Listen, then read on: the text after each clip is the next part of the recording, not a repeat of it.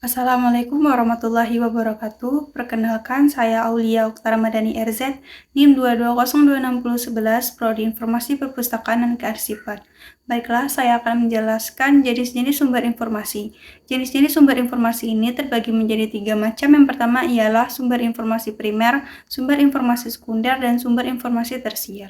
Sumber informasi menurut Cahyo Andi S. menuliskan bahwa sumber informasi adalah segala hal yang dapat digunakan oleh seseorang sehingga mengetahui tentang hal yang baru. Yang pertama ialah sumber informasi primer. Menurut Reitz dalam Ahmad et al. Tahun 2012, secara ilmiah, sumber informasi primer adalah dokumen atau rekaman yang berisi informasi tangan pertama dan data asli untuk satu topik yang dipakai untuk melakukan pekerjaan berikutnya.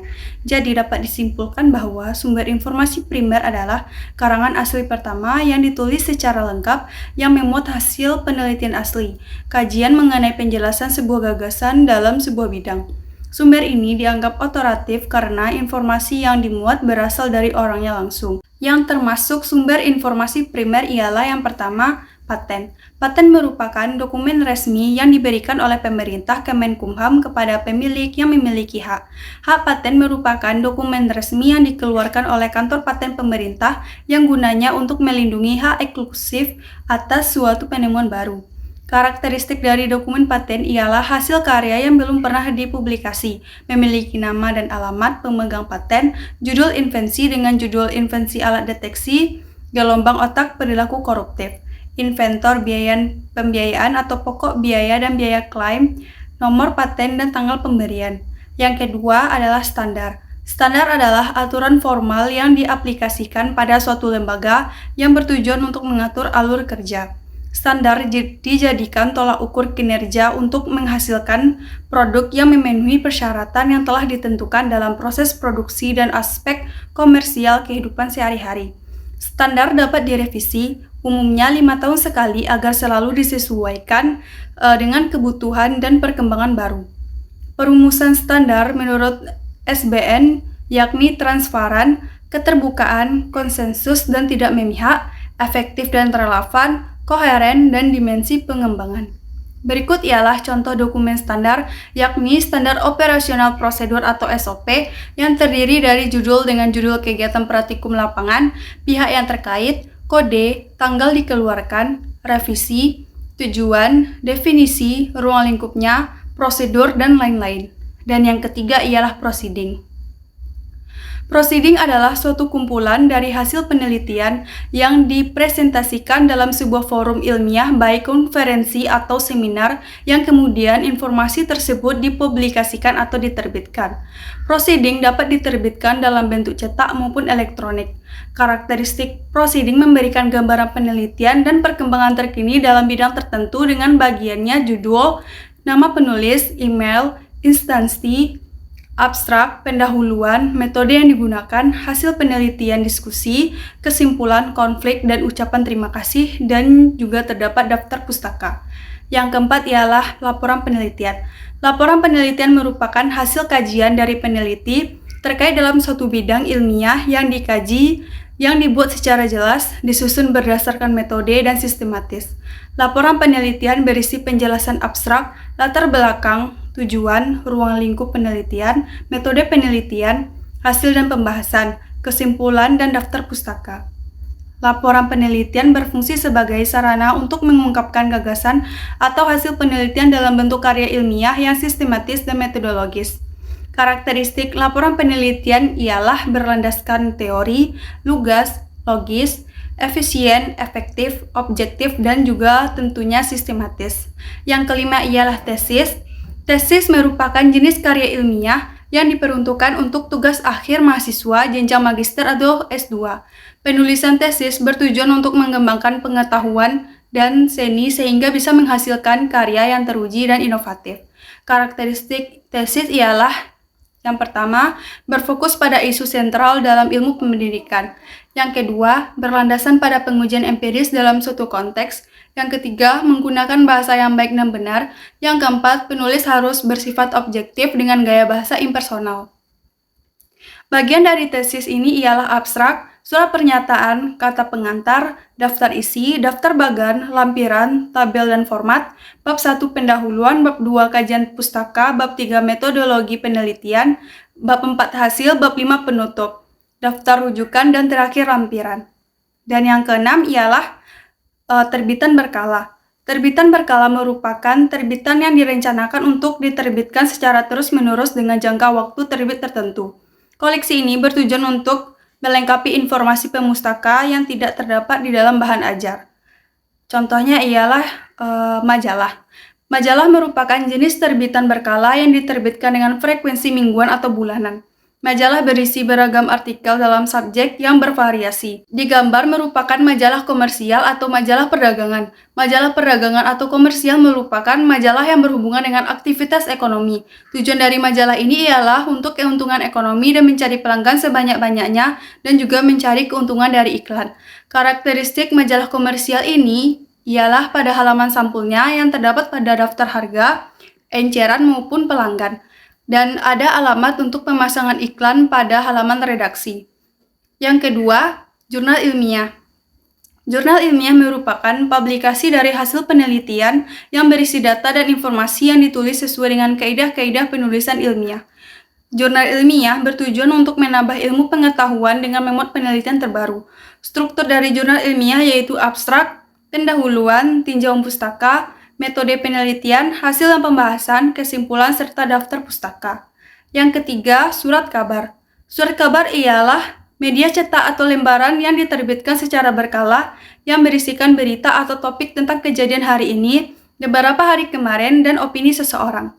Topiknya bisa berupa event politik, ekonomi, kriminalitas, olahraga, tajuk rencana, dan pemberitaan lainnya.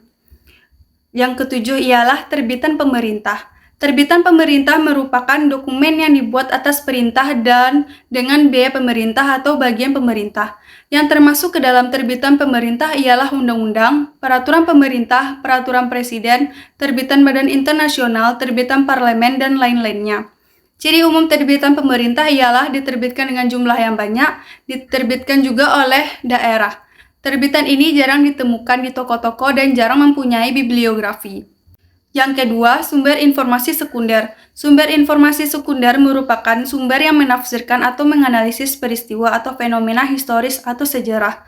Menurut Beni Ahmad Saebani, nomor 162-163, sumber ini dapat diperoleh dengan cara mencari dan mengumpulkan informasi atau bacaan dari berbagai sumber-sumber. Dari sumber sekunder ini, sejarawan dapat membuat rencana penelitian dan anggapan sementara atau hipotesis bisa dirumuskan. Yang termasuk ke dalam sumber informasi sekunder ialah yang pertama, kamus. Kamus ialah buku referensi yang menjelaskan daftar kata-kata dengan artinya, asal katanya, pengucapannya, dan asal bahasa. Menurut Pierre Labouros, tahun 1997, kamus adalah buku berisi kumpulan kata-kata sebuah bahasa yang disusun secara alfabetis, diikuti dengan definisi atau terjemahannya dalam bahasa lain. Digambar merupakan contoh kamus bahasa Melayu. Kamus bahasa Melayu ialah sumber rujukan utama untuk makna atau kata atau frasa dalam bahasa Melayu. Berisikan definisi, contoh penggunaan, ejaan, istilah penting bahasa Melayu dalam sebutan kata. Yang kedua ialah ensiklopedi. Ensiklopedi adalah kumpulan tulisan atau buku yang berisi penjelasan mengenai siapa, apa, bila mana, untuk apa, bagaimana, dan pertanyaan yang lainnya mungkin dalam pikiran kita manusia. Digambar merupakan contoh ensiklopedi olahraga yang dimana sumber informasi yang menyediakan pengetahuan mendalam tentang berbagai aspek olahraga. Karakteristik ensiklopedi ini ialah cenderung mencangkup informasi tentang sejarah olahraga, atlet terkenal, cabang olahraga, peraturan dan prinsip-prinsip dasar dan memuat gambar, diagram, dan statistik terkait. Yang ketiga, bibliografi. Bibliografi adalah gambaran yang memuat daftar dokumen yang pernah diterbitkan dalam bentuk buku atau sumber kepustakaan. Bibliografi meliputi judul, pengarang, edisi, cetakan, kota penerbit, nama penerbit, tahun terbit, nomor halaman, ISBN, dan lain-lainnya. Digambar merupakan contoh gambar Bibliografi Nasional Indonesia atau BNI. Bibliografi Nasional Indonesia atau BNI adalah kumpulan data bibliografi terbitan atau publikasi yang diterbitkan di Indonesia. Karakteristik BNI disusun secara komprehensif dan sistematif, diterbitkan setiap 3 bulan dalam 1 tahun. Frekuensinya dapat bervariasi seperti triwulan. BNI dibagi menjadi bagian klasifikasi dan indeks subjek. Bagian klasifikasi disusun menurut nomor klasifikasi atau edisi dan memuat cantuman deskripsi bibliografi dari setiap judul yang dibuat berdasarkan pedoman pengatalogan Resource Description dan Access atau RDA. Yang keempat ialah statistik. Statistik adalah cabang matematika yang berhubungan dengan pengumpulan, analisis, interpretasi, penyajian, dan pengorganisasian data. Informasi yang dapat dari data statistik secara umum lebih ke sumber daya dapat kita lihat pada gambar 13 contoh statistik grafik kumulatif COVID-19 hasil laboratorium Kemenkes. Yang kelima, majalah indeks. Majalah indeks merupakan artikel terbitan sebuah majalah atau lebih yang biasanya disusun berdasarkan abjad pengarang, judul, dan subjek dalam suatu susunan atau 2 jajaran. Majalah indeks mempunyai cakupan yang terbatas pada satu subjek atau mencakup semua bidang. Indeks Majalah Ilmiah Indonesia mencakup majalah ilmiah dan jurnal yang diterbitkan di Indonesia yang diterbitkan setiap 3 bulan. Indeks Majalah Ilmiah Indonesia disusun berdasarkan nomor klasifikasi divisi dan memuat cantuman deskripsi bibliografi dari setiap judul yang dibuat berdasarkan pedoman pengatalogan RDA. Yang keenam, majalah abstrak. Majalah abstrak adalah publikasi yang terbit secara berkala yang memuat abstrak artikel dalam bidang tertentu atau subjek tertentu. Majalah abstrak memuat arti yang berbeda dalam konteks yang berbeda dan penting untuk kita memperjelas makna berdasarkan dengan konteks, dan ini terlihat pada gambar yang cenderung pada seni abstrak baik dalam sejarah, teori atau praktik, dan gambar yang menunjukkan contoh-contoh seni abstrak. Yang ketujuh, sumber biografi. Sumber biografi adalah kumpulan informasi penting tentang kehidupan seseorang, tokoh, atau beberapa orang tokoh yang terkenal secara alfabetis, mulai dari nama, gelar, dan pendidikan, tanggal lahir, tanggal kematian, tempat menetap, pekerjaan, hobi, dan lain-lainnya. Terdapat dalam contoh gambar biografi yakni biografi Soekarno tahun 1901 sampai 1950. Yang kedelapan, sumber geografi. Sumber geografi merupakan kumpulan sumber informasi tentang aspek geografis bumi seperti lokasi, iklim, tempat, dan lainnya. Contohnya ialah peta yang mempunyai bagian skala, simbol, legenda, arah, dan masih banyak yang lainnya. Yang kesembilan, handbook. Handbook merupakan buku pegangan yang berisi subjek tertentu mengenai suatu ilmu pengetahuan yang digunakan untuk memberikan petunjuk dalam prakteknya. Contohnya ialah Handbook of Interactive Reliability. Yang ketiga ialah sumber informasi tersier. Sumber informasi tersier adalah sumber yang memuat informasi berupa saringan, rangkuman, dan kumpulan dari sumber primer dan sumber sekunder. Sumber informasi tersier dimanfaatkan sebagai alat penelusur dalam memperoleh informasi yang lebih spesifik dan mendalam tentang suatu topik. Yang termasuk ke dalam sumber informasi tersier ialah yang pertama, almanak. Almanak merupakan suatu publikasi tahunan yang digunakan sebagai acuan untuk melihat informasi tentang daftar hari, daftar mingguan, daftar bulan, peristiwa, dan hari penting dalam setahun atau tahun-tahun tertentu. Almanak dapat disesuaikan dengan kelompok pembacanya, seperti pada contoh gambar Primbon Almanak tahun 1900 sampai 2005. Yang dimana almanak tersebut merupakan sebuah sumber yang menyediakan informasi tentang penanggalan Masehi, Hijriah, Jawa, Imlek, hari pasaran, Pratono Mongso, zodiak, shio, dan wuku. Yang kedua ialah yearbook. Yearbook merupakan buku tahunan yang berisi informasi tentang perkembangan terakhir secara terurai dengan memberikan data statistik. Buku tahunan The Workbook adalah sumber referensi yang diterbitkan oleh Workbook yang mencakup berbagai topik sejarah, geografi, ilmu pengetahuan, dan budaya. Buku tahunan ini diterbitkan setiap tahun dan mencakup peristiwa dan topik tertentu yang terjadi di seluruh dunia. Karakteristik buku tahunan The Workbook dapat bervariasi tergantung pada tahun terbitnya. Namun secara umum buku tahunan ini menyajikan informasi yang akurat dan terpercaya dalam format yang mudah dipahami dan diakses oleh pembaca dari berbagai latar belakang. Yang ketiga, direktori. Direktori adalah informasi yang berisikan acuan atau petunjuk praktis tentang nama, alamat, nomor telepon, dan data pribadi pada diri seseorang atau instansi. Contohnya ada pada gambar Direktori Dokter Indonesia 2000 yang berisikan daftar nama dokter, perguruan tinggi asal dokter, kapan tahun menjadi dokter. Yang keempat, bibliografi dari bibliografi. Bibliografi dari bibliografi adalah daftar pustaka yang mencakup isi dan deskripsi suatu buku, meliputi judul, pengarang, edisi, cetakan, kota terbit, penerbit, tahun terbit, dan masih banyak yang lainnya. Kelima, katalog pusat dokumentasi.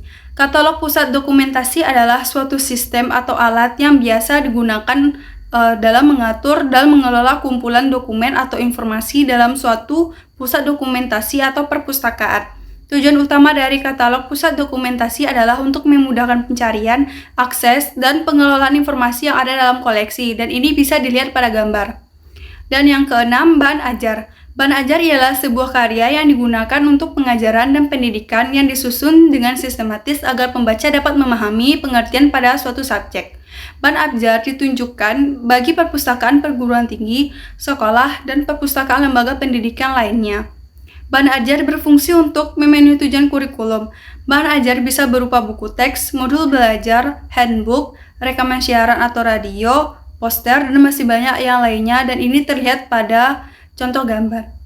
Sekian, terima kasih. Assalamualaikum warahmatullahi wabarakatuh.